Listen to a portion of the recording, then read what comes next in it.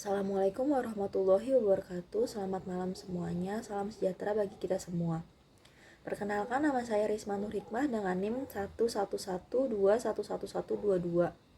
Mahasiswi Universitas Dian Nusantara, Program Studi Manajemen Fakultas Ekonomi dan Bisnis. Dalam kesempatan kali ini, saya akan menjelaskan mengenai salah satu materi pembelajaran dalam bentuk video untuk memenuhi salah satu tugas mata kuliah pengantar manajemen dengan dosen pengampu Bapak Imam Yuwono. Materi yang akan saya sampaikan kali ini ada di bahan pembelajaran pertemuan ke-9 mengenai pengelolaan SDM. Pengelolaan SDM atau sumber daya manusia pada dasarnya merupakan deskripsi dari administrasi atau manajemen pendidikan dengan mengidentifikasi fungsi-fungsinya sebagai suatu setting proses administrasi atau manajemen pendidikan yang didesain untuk saling berkaitan antara tujuan individu maupun organisasi. Peranan pengelola SDM atau sumber daya manusia terbagi menjadi satu, rekrutmen. Rekrutmen mencakup proses mencari kandidat karyawan baru untuk memenuhi kebutuhan organisasi.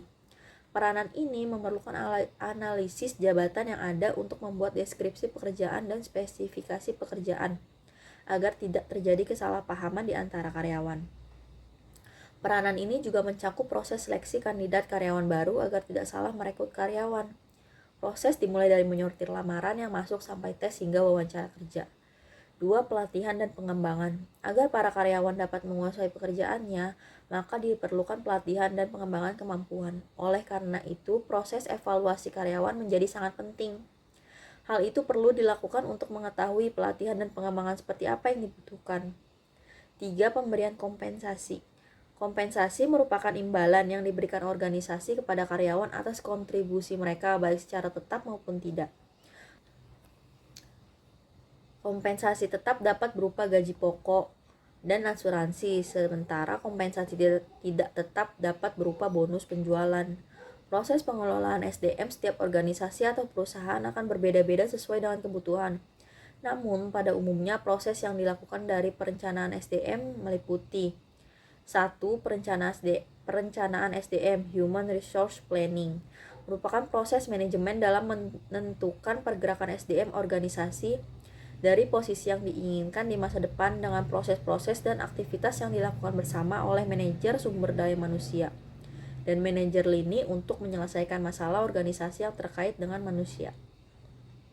2. Penyediaan SDM atau Personal Procurement merupakan segala sesuatu yang dilakukan untuk penyediaan SDM dengan kriteria tertentu guna memenuhi kebutuhan organisasi perusahaan. Penyediaan tenaga kerja biasanya melalui beberapa seleksi, diantaranya seleksi administrasi, seleksi kualifikasi, seleksi sikap perilaku, dan penempatan tenaga kerja. 3. Pengembangan atau personal development. Pengembangan tenaga kerja baru diakomodasi melalui program orientasi organisasi atau perusahaan. Untuk tenaga kerja lama, pembinaan dilakukan dengan metode on the job dan off the job yang dilakukan di dalam maupun di luar organisasi perusahaan. Dan yang terakhir, pemeliharaan personel maintenance. Tenaga kerja yang dipilih dari sumber terbaik kemudian memberikan program terbaik, maka perusahaan dapat berharap tenaga kerja memberikan kinerja baik untuk organisasi perusahaan. Proses selanjutnya adalah pemeliharaan tenaga kerja. Setiap tenaga kerja mempunyai motif yang berbeda-beda. Biasanya perusahaan dalam melakukan pemeliharaan dengan cara pemberian kompensasi dan benefit. Tujuan manajemen sumber daya manusia pada masing-masing perusahaan bersifat variatif.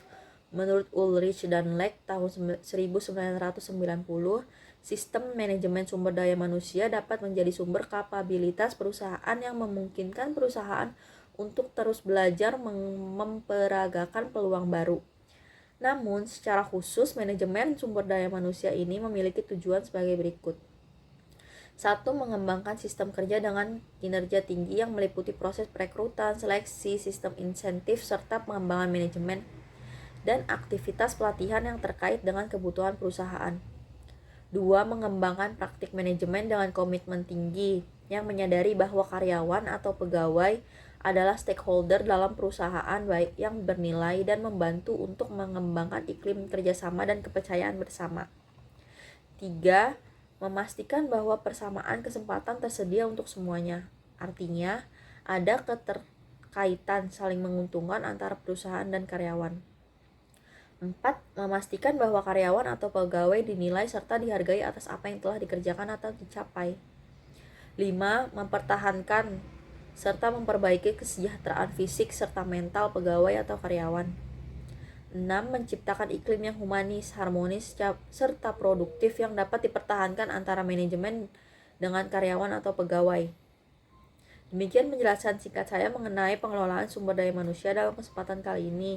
Saya memohon maaf bila ada salah kata. Terima kasih.